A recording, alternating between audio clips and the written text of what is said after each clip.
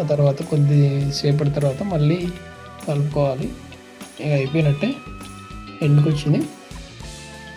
ఇప్పుడు ఒకసారి మనం ముక్కకు పట్టిందో లేదో టేస్ట్ చేసి ఆపేసాడు. మ్యాక్సిమం ఇది మార్నింగ్ వండి ఈవినింగ్ తినేలా ప్లాన్ చేసుకోండి.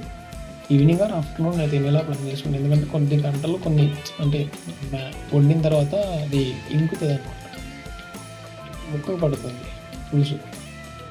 ముక్క విరిగింది అండ్ ముక్క బాగా ఉడికింది. టేస్ట్ కూడా బాగుంది.